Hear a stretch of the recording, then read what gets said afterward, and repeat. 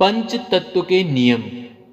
जब कोई स्वर प्रारंभ होता है तो प्रारंभ में उसमें वायु, उसके पश्चात द्वितीय में अग्नि, तृतीय में पृथ्वी, चतुर्थ में जल और अंत में आकाश तत्व की प्रधानता पाई जाती है। ढाई घड़ी जो एक नाड़ी का निर्धारित प्रवाह काल होता है, उसमें पंच तत्व उपर्युक्त क्रम के अनुसार प्रधानता दिखाते हैं। प्रत्येक नाड़ी में पंच तत्व पृथक उदित होते हैं। दिन और रात्रि के अनुसार राशि चिन्ह। आपको दिन और रात के 24 घंटों में राशि चिन्हों के क्रम का ज्ञान होना चाहिए। चंद्र नाड़ी में वृष, कर्क, कन्या, वृश्चिक, मकर और मीन राशियां रहती हैं। पिंगला में मेष, सिंह, मिथुन, तुला, धनु और कुंभ राशियां रहती हैं। इस प्रकार आप शुभ और अशुभ कार्यों का स्वयं निर्णय कर सकते हैं। स्वर विचार द्वारा दिशा विशेष में यात्रा। चंद्र नाड़ी उत्तर और पूर्व तथा सूर्य नाड़ी दक्षिण और पश्चिम दिशाओं का प्रतिनिधित्व करती हैं। जिस समय सूर्य नाड़ी प्रभावित हो उस समय दक्षिण एवं पश्चिम की यात्रा नहीं करनी चाहिए। इड़ा नाड़ी के प्रवाह काल में उत्तर एवं पूर्व की यात्रा नहीं करें, अन्यथा जिनके यहाँ आप जा रहे हैं वे आपसे या तो अत्यंत अभद्र व्यवहार करेंगे अथवा आप लौटकर ही नहीं आएंगे। अस्तु विद्वत जन जो सर्वाधिक सफलता के उद्देश्य से कार्य करना चाहते हैं वे बताए गए प्रवाह काल में निषिद्ध दिशा की यात्रा नहीं करते, अन्यथा उनका मृत्यु योग असंदिग्ध रहता है।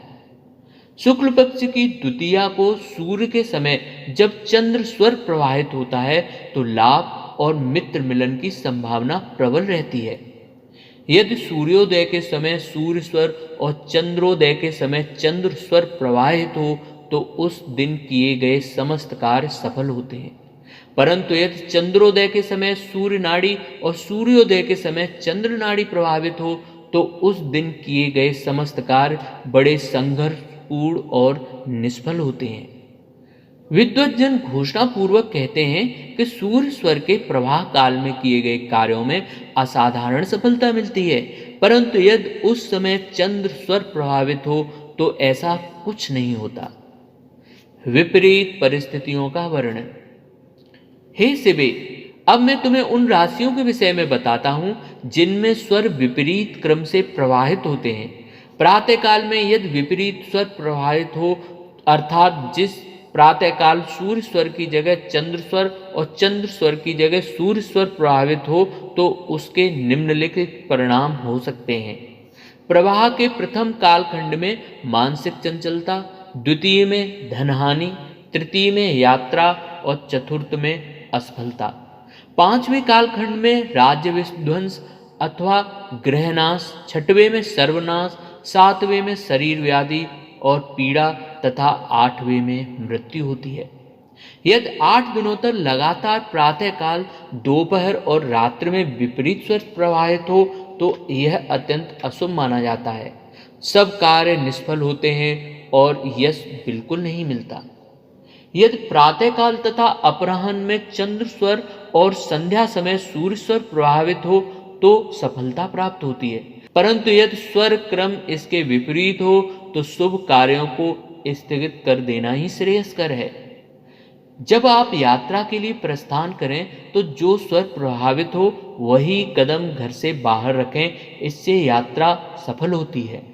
चंद्र स्वर के समय सम संख्या में तथा सूर्य स्वर के समय विषम संख्या में कदम भरें, इससे यात्रा सिद्ध होती है। मनोकामना सिद्धि।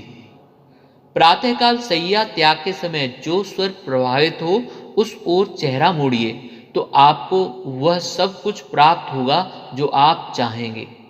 कुछ देते समय अथवा ग्रहण करते समय अथवा यात्रा पर प्रस्थान करते समय उसी हाथ अथवा पैर का प्रयोग कीजिए जो स्वर उस समय प्रभावित हो। जो लोग इस नियम का पालन करते हैं वे न तो कभी नुकसान उठाते हैं और न ही अवांछनीय व्यक्तियों से परेशान होते हैं। उन्हें हमेशा आनंद और शांति की उपलब्धि होती है। यदि आप अपने गुरु, राजा, मित्र अथवा मंत्री का सम्मान करना चाहते हैं तो हमेशा उन्हें अपने सक्रिय स्वर की दिशा में रखिए। यदि आप अपने दुश्मन, चोर अथवा साहूकार पर विजय प्राप्त करना चाहें तो उन्हें हमेशा अपने निष्क्रिय स्वर की दिशा में रखिए। उपर्युक्त सभी पर विजय पाने, आनंद पूर्वक तथा शांतिपूर्वक रहने के लिए सदैव इस तरह का व्यवहार कीजिए। विद्वत जनों का यह सत परामर्श है कि यदि आप लंबी यात्रा पर प्रस्थान कर रहे हैं तो घर से तभी निकलिए जब आपका चंद्र स्वर प्रभावित हो, परंतु यदि आप संचित यात्रा पर निकल रहे हो तो सूर्य स्वर के प्रवाह काल में निकलिए।